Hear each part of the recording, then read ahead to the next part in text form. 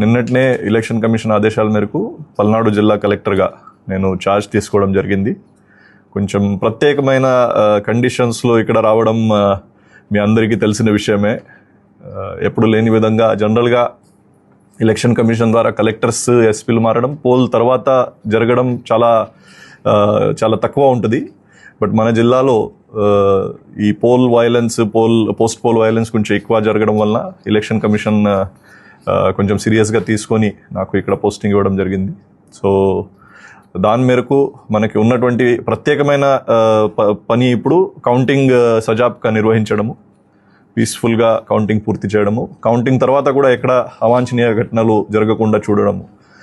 District administration, police administration అందరూ కలిసి ఈ పని చేయాల్సిన అవసరం ఉంటుంది. ఇప్పుడు సరదాగా ఒక విషయం చెప్పాలంటే, గతంలో కూడా నేను ఉమ్మడి గుంటూరు జిల్లాలో పని చేసి ఉన్నాను.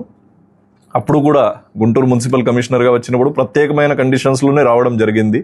కొంతమంది మీ విలేకరులలో కూడా పాత వాళ్ళు ఉంటే 2018లో డైరియా వలన గుంటూరు టౌన్లో ఇది జరిగినప్పుడు తాత్కాలికంగా అప్పుడు ఉన్న గవర్నమెంట్ నాకు జాయింట్ కలెక్టర్ విజయనగరం నుంచి గుంటూరు కమిషనర్గా పోస్ట్ చేయడం జరిగింది. సో అప్పుడు కూడా కొన్ని ప్రత్యేకమైన కండిషన్స్ ఉండేవి. ఇప్పుడు కూడా కొన్ని ప్రత్యేకమైన కండిషన్స్లో గుంటూరు రావడం జరిగింది.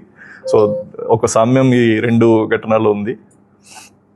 ఇప్పుడు నేను ఇంతకుముందు జాయింట్ కలెక్టర్ డిఆర్ఓ దగ్గర నుంచి తీసుకున్న ఇన్ఫర్మేషన్ పరంగా మన జిల్లాలో దాదాపు అన్ని పోలింగ్ స్టేషన్లో చాలా చక్కగా పోలింగ్ జరిగింది. కొన్ని లొకేషన్స్లో సంఘటనలు జరిగాయి, చాలా అన్ఫార్చునేట్ ఇన్సిడెంట్స్. ఈ చిన్న లొకేషన్ కొన్ని 27 కేసెస్ వలన మొత్తం జిల్లాలో జరిగిన మంచి ఎలక్షన్ ప్రాసెస్కి ఒక చెడ్డ పేరు అనవసరంగా రావడం జరిగింది. అది చాలా దురదృష్టకరం. సో కనీసం ఇప్పుడు కౌంటింగ్ టైంలో మన జిల్లాకి మళ్ళీ చెడ్డ పేరు రాకుండా పని చేయాలని మన అందరూ కూడా, not only district administration staff మాత్రమే కాకుండా ఇప్పుడు మీడియా మిత్రులు కూడా మీ ద్వారా ప్రజలు, అదేవిధంగా పొలిటికల్ పార్టీస్, ముఖ్యంగా వాళ్ళ కార్యకర్తలు, వాళ్ళ అందరికి కూడా నేను చేసింది అప్పీల్ అంటే, రాష్ట్ర వ్యాప్తంగా దేశవ్యాప్తంగా మన జిల్లాకి ఒక చెడ్డ పేరు వచ్చేయడానికి మనం అందరూ కూడా కారణం. ఎవరు ఒక్కరి మీద మనం ఇది పడడానికి లేదు. కనీసం కౌంటింగ్ టైంలో అది జరగకుండా మనం అందరూ కూడా చూసుకుంటాము. దాంట్లో అందరూ సహకరించాలి. దాంట్లో అందరూ కూడా ఈ ప్రజాస్వామ్యంలో ఉన్నటువంటి ఒక పర్వం, దాంట్లో భాగస్వామ్యం అయి కోఆపరేట్ చేయాలని కోరుకుంటున్నాను.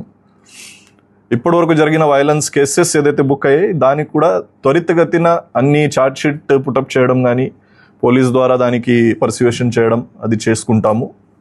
రాబోయే రోజులు కూడా మనకి ఇంకా పోలింగ్కి కౌంటింగ్కి 14 days ఉన్నాయి. ఈ 14 days కూడా అన్ని కాన్స్టిట్యున్సీల వారీగా ఎక్కడ ఈ వైలెన్స్ చేసే వ్యక్తులు ఉన్నారు, ఏదైనా రౌడీ షీటర్స్ కానీ ఏదైనా బైండ్ ఓవర్స్ చేసిన కేసెస్, దానికి మళ్ళీ పరిశీలించడం జరుగుతుంది. అడిషనల్ బైండ్ ఓవర్స్ ఏమైనా చేయాలంటే అది కూడా చేయించుకుంటాము. గతంలో బైండ్ ఓవర్ చేసిన వాళ్ళు ఈ కేసెస్లో పాల్పడినట్టయితే వాళ్ళ మీద ఆ బైండ్ ఓవర్ కేసెస్ ఇంప్లిమెంట్ చేయడానికి కూడా కఠిన చర్యలు తీసుకుంటాము.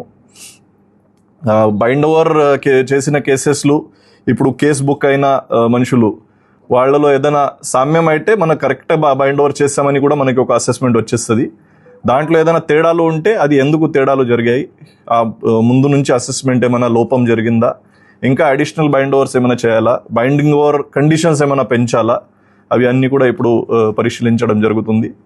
కౌంటింగ్ అరేంజ్మెంట్స్కి వస్తే మన జిల్లాకి total 7 కాన్స్టిట్యున్సీస్లో 7 parliamentary counting halls, 7 assembly counting halls, total 196 counting tables అవసరం ఉంటాయి.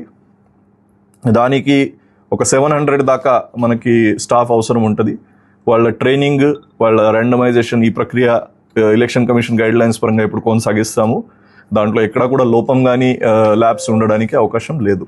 ఓకే.